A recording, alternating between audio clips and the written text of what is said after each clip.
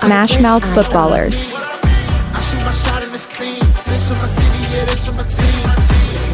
Introducing Nic Tate,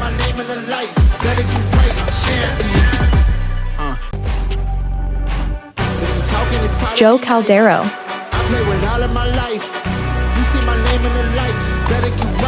Chad Young,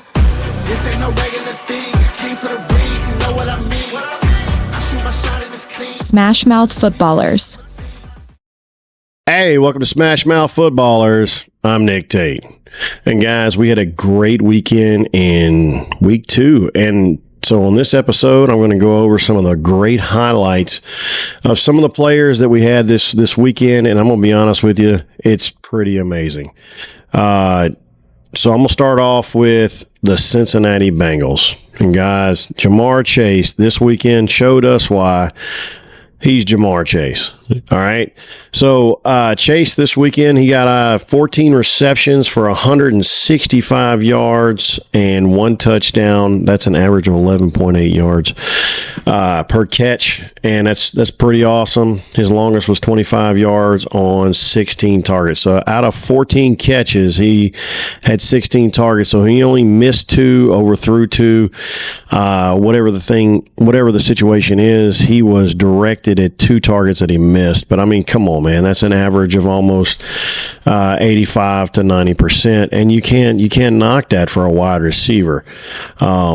And think about the fantasy value that Jamar Chase brought this weekend. Now, he's not my number 1 this weekend. I'm going to be honest with you, for fantasy value. My next wide receiver I'm going to bring up is going to be pretty awesome. I'm glad he got it. Also, another LSU boy. But let me keep on going with this game right here.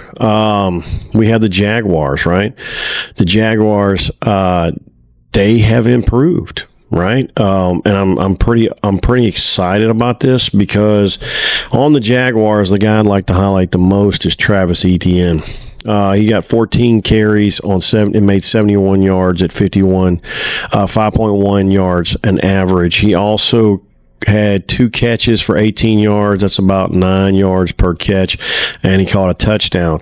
So let me tell you something. Travis Etienne last year fell off terribly the year before as well. There was a big fight as far as the backfield, who was going to take it over, and Etienne just couldn't produce.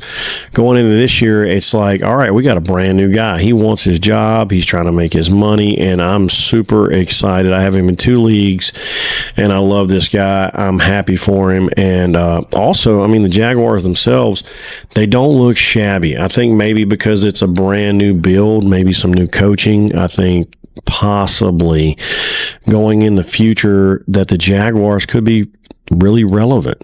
You know, Trevor Lawrence, he did okay. He had 3 touchdowns out of 42 passing attempts and 24 completions. That's not a great average, but I'd like to see it a lot higher. Joe Burrow got hurt. That was terrible, guys. And hopefully for a fantasy value that he comes back shortly, but I don't think so. He's going to miss several weeks, and that's going to look terrible. So if you need a quarterback out there, there's a couple of them you can look at. It seems like the quarterback core this year are all have potential. I guess that's the best way to explain it. I mean, we got Daniel Jones. Now, he's on the Colts. He's revitalizing his career. He looks amazing. He's out there on most waiver wires, and if you can pick him up, you can get plenty of fantasy value out of him, as well as Russell Wilson. Russell Wilson blew it up this weekend, guys, and he looked awesome. So let me go to Russell Wilson. Let's go to that game because that's one of the ones I wanted to highlight. My favorite player of the week, that's going to be Malik Neighbors. Malik Neighbors blew it up this weekend, guys. He 9 receptions. That's right. I said 9. 167 yards. That's 18.6 average yards per catch with 2 touchdowns. You want that in a wide receiver. If he keeps this up, there's a good chance he's wide receiver 1 going into next year. Another LSU fan. Come on, guys. All these wide receivers coming from LSU, Jamar, Chase, Justin Jefferson, Malik Neighbors. And Malik Neighbors, he got you on average about 40 points this week. A wide receiver getting you about 40 fantasy points, that's what you can't ask for better. Like, you won somebody's league holding Malik Neighbors. You won your week this week. Russ the Bus, he did really good as far as average. I mean, he was a 75.1 passing average. He had 41 attempts and 30 completions. That's awesome, even though they did lose. Tell you who else is looking great. The old Dallas Cowboys, guys. Dallas Cowboys. Javonte Williams. Is it because he's on a new team? Is it because maybe Denver just doesn't have enough run game, potential? I don't know, because their running back hasn't proven anything lately. But Javonte Williams had 18 carries, 97 yards, and a touchdown. It's not amazing, but it's pretty good, making him very fantasy relevant. And everyone thought he was going to fall off due to his production last year. Looks like this guy's doing it. And let's go down to CeeDee Lamb, guys. CeeDee Lamb had 9 receptions for 112 yards. He didn't get a touchdown, but he did pretty good. And that's what you want. You need a guy, even if he can't score this week, he's going to get you 9 points on catches. He's going to get you another 10 points in yardage. So, I mean, I'm all about it. And then one more guy I'd like to highlight, and he's also on the Giants as well, is Wan'Dale Robinson. Wan'Dale Robinson, for several weeks, he's been the number one guy that Russell Wilson's looking at. Malik Neighbors got a few more targets last week, but, I mean, Wan'Dale Robinson was not far from it. He had 8 receptions, 142 yards, and that's an average of 17.8 yards per catch. And he also caught himself a touchdown. That's super fantasy relevant. That's wide receiver 1 points on another team. So even though Malik Neighbors outscored him, come on, man. I'd take that. I'd put them both in and still win my league this week. I mean, because they both are going to score me 25 and 40 points. I mean, come on. That's 75 points. That's halfway there for two positions. It's not even my quarterback. So that game was pretty awesome. Dallas Cowboys actually won. Very proud of them. It's good to see them win because they have a lot of choke artists on that team. Dak just seems most of the time he can't make it happen. I don't know why. He's got the potential, but he just, for some reason, he struggles with it. But this game right here, he came out, he had a fight. Him and Russell Wilson, they had a fight, and it was really, really close. I mean, you're looking at a total points of 77 game points. That's a lot. That's a lot. So it was either no defense or great quarterback skills. So I'm going to go with great quarterback skills. All right, I'd like to go over another game real quick, guys, and highlight, oh my goodness, the Detroit Lions. Last week, they struggled. This week, oh my goodness. All the players you hoped in fantasy would come out to play, they sure did. David Montgomery, he came out to play. He came out with 11 carries. He had 57 yards, and he got a tutty. But who really ran the game this week? Jahmyr Gibbs. 12 carries, 94 yards, and a touchdown, along with the fact that Jahmyr Gibbs had 3 catches, 10 yards. Come on. I mean, that's great numbers for your running back 1. But, I mean, you can't knock it if David Montgomery's getting you a touchdown, too. So, both these guys, just like last year, are stepping up. Maybe the first game was just knocking off the rust, because the value of who they played last week versus this week really isn't that much difference. But Amon-Ra St. Brown came out to play. And you're talking about 9 receptions for 115 yards, and he got 3 touchdowns. Oh, my goodness. If you don't have Amon-Ra, you wish you did. Because that guy is just like Malik Neighbors. He won your week this week. And if you had both of them, you could have sat everybody on your bench and still won your league this week. So, it's great, guys. I mean, these guys, the reason I'm highlighting these games, I'm not going to highlight all the games, but the reason I'm highlighting these games right here is because they got some fantasy relevant players. And one of the guys I want to also bounce over to the old Chicago Bears, who everybody had high hopes for last year that couldn't do it. But now maybe something has connected between him and Caleb Williams, and that's Rome Odunze. 7 receptions for 128 yards. He got 2 touchdowns, wide receiver number 1 points right there. Off 11 targets, and that's an average of 18.3. I mean, I put Rome probably my wide receiver 3 this week. That's awesome. All right. They may not have won, but Rome was definitely, one of the most valuable players on that team this week. They tried it with DeAndre Swift. He got himself a touchdown. He got 12 carries, 63 yards. He was about 5.3. Nothing to shake your stick at, but he's definitely somebody who, you know what? I got him in my flex, and he got a tutty. I can't ask for more than that. And if you're looking at having a standard league, you've got DeAndre Swift, you got David Montgomery, and they got a touchdown. That's all that matters. So I'm going to move on to one of my favorite games of the week. Favorite. And that's going to be the Broncos versus the Colts. That's right. We're looking at the old horseman. And I'm going to tell you, it was a shootout. Honestly, I thought the Broncos were going to win, but old Daniel Jones, he made it happen. Bo Nix, he was out there shooting it out as well. He completed 3 touchdowns. We had J.K. Dobbins leading the way. We all thought it was going to be R.J. Harvey. 14 carries, 76 yards, and he got him a touchdown. But I'm going to tell you what, everybody thought Cortland Sutton was the man. Not this week, guys. Troy Franklin, 8 catches, 89 yards, and he got himself a tutty. But Bo seems to pass it around a lot, and he likes to run. And that's a good thing. He reminds me of a Drew Brees with legs. He's got the ability to get that long ball out there, but at the same time, if he needs to rush that ball, he's gone. And I think that's always been Sean Payton's favorite thing. He always wanted a quarterback like Bo Nix. And maybe that's why he came back from retirement, was to have the opportunity to train this kid right here. But let's talk about the good stuff, right? Let's talk about Jonathan Taylor. 25 carries, 165 yards. That's 6.6 yards average, running back style. And he got 2 catches for 50 yards. Guys, that's 50 yards on 2 catches. He got away from you there, didn't he? The Denver Broncos just couldn't catch him, and he got a touchdown. That's great fantasy points. Great fantasy points. We're looking at 28 to 30, depending on what league you are, what rules you have. Come on, guys. That's if you get a couple of those guys on your team, you're winning. Every week you're winning. I'm going to tell you who didn't shy away this week. That's going to be Tyler Warren, the tight end. He got 4 receptions for 79 yards. That's 19.8 average.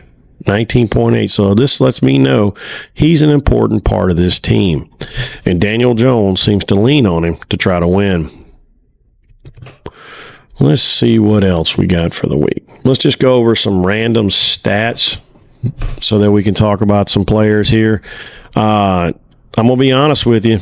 There's a few games I was just like, wow. Let's go with the Buffalo Bills against the Jets, right?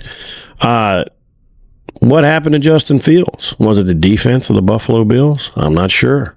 Was last week a fluke? We won't know till next week. We're going to find out what stopped Justin Fields by comparing him to the next week.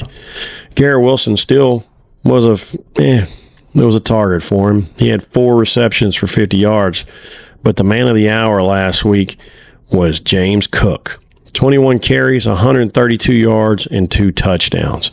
You can't knock that. You got to love that, guys. This is what you drafted him for, right? For some reason, he had a hiccup last week. Maybe the offensive scheme, or maybe the Baltimore defense had their play callers, making different decisions, but not this week. They gave it to James Cook, and they won 30-10. Last year, every time James Cook got involved, this team was winning, and this is a big shining light of the proof of why. So I see going forward, James Cook's going to be, again, another fantasy relevant running back going in next year. If he keeps these stats up, honestly, he could be somewhere in the top 5, if not within the top 8 running backs of 2026. All right. Let's go down to the Seahawks and the Steelers. Of course, Kenneth Walker became another fantasy-relevant running back one more time. He had 13 carries, 105 yards, and 1 touchdown. Kenneth Walker, every year, as long as he stays healthy, he can run that ball. And with Zach Charbonnet behind him, he's got a little bit of a break time. He's got somebody who can carry the ball, carry the weight, but he loves to be physical. And this game, he got his opportunity, and then he showed everybody what he had going on. Baltimore Ravens. Best thing on the Baltimore Ravens last week was going to be Zay Flowers. He got 7 receptions for 75 yards. Lamar Jackson, of course, he got 4 touchdowns. Lamar Jackson using them legs. Derrick Henry didn't do too much this week. But they did what they normally do against teams that just don't have everything together, and it was 41-17. Panthers, Cardinals, 27-22. I really don't have high hopes for these guys. Old T-Mac, he got 6 receptions for 100 yards. I'm really excited about that. I really kind of hoped he was going to be on another team with a better quarterback, a better play caller, because I've seen some of his college stuff, and let me tell you something, that guy is awesome. You can't knock it. So Eagles, Chiefs, that was one that we wanted to watch. I mean, that's just a remake. Nothing really shining out to me for either one of these teams. The score was 20-17. Saquon Barkley got 22 carries, 88 yards, and a touchdown. I mean, that's what we want in our running back game. But as far as fantasy relevant points go, we really didn't have too much.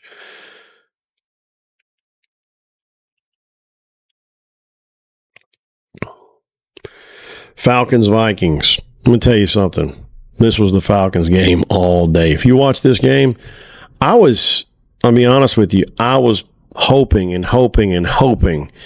like there would be more fight in the dog that is the Vikings, but it just didn't happen. J.J. McCartney just didn't come out with what they had planned. I don't know why. Bijan Robinson, 22 carries, 143 yards, no touchdown. That's a lot of fantasy relevant points. I mean, you can't knock 143 yards on your running back. 1 second, I'm going to pull it up here.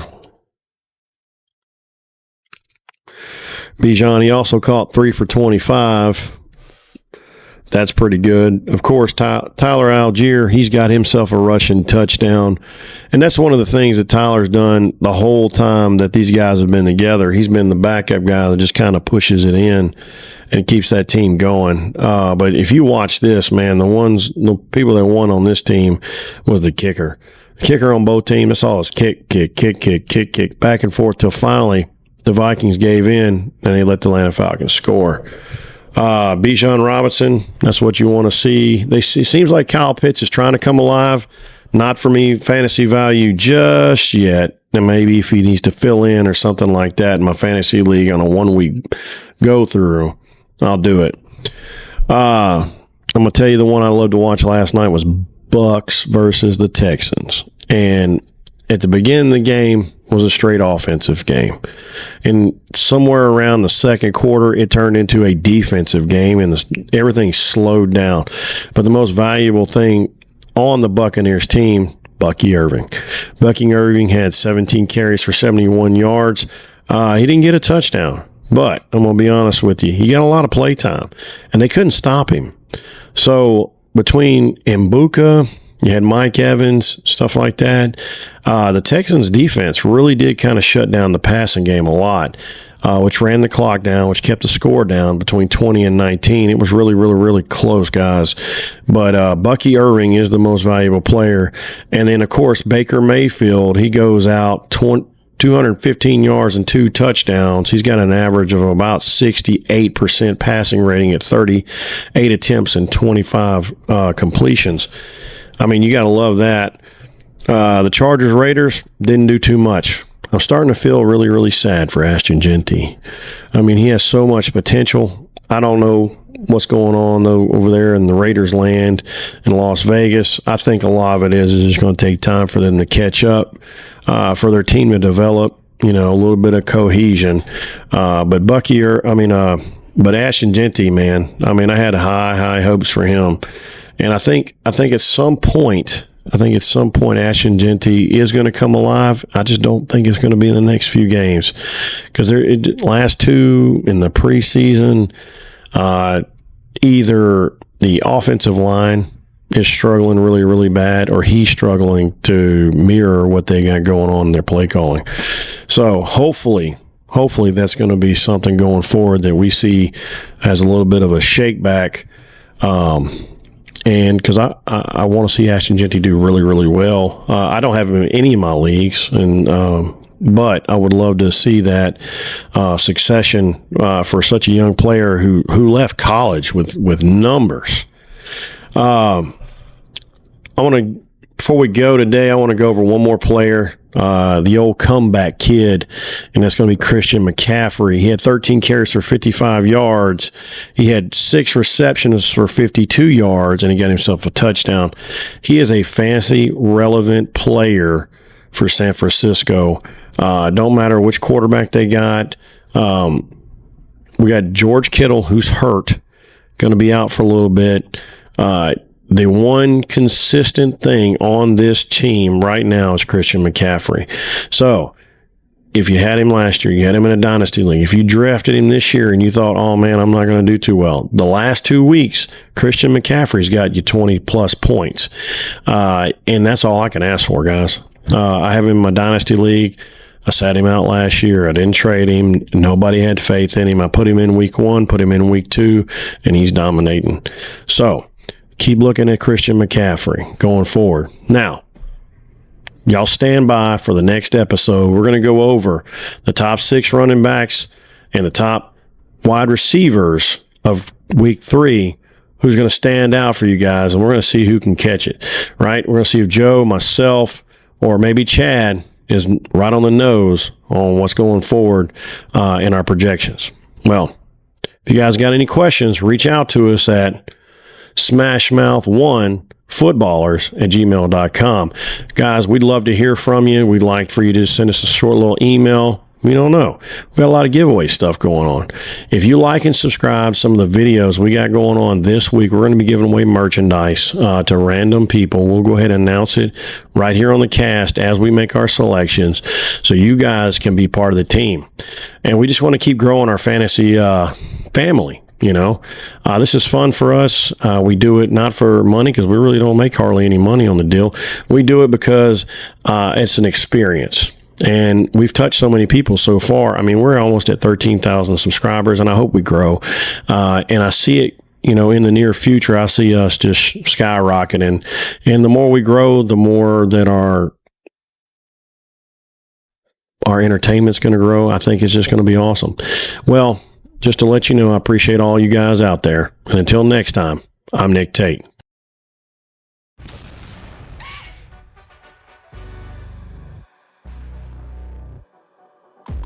I'm champion. This ain't no regular thing. I came from Artlist.io. I shoot my shot and it's clean. This is my city, yeah, this is my team. If you talking, it's hard to be nice. I play with all of my life. You see my name in the lights. Better get right, I'm champion. The game is in trouble. I've been in my depth for the piece of the puzzle. I got it for real. Still keep me going. I wake Music up licensing reimagined. in the field, man of the town. You've been in your fields. I'm adjusting this crown. Call me your majesty. Either that or your tragedy.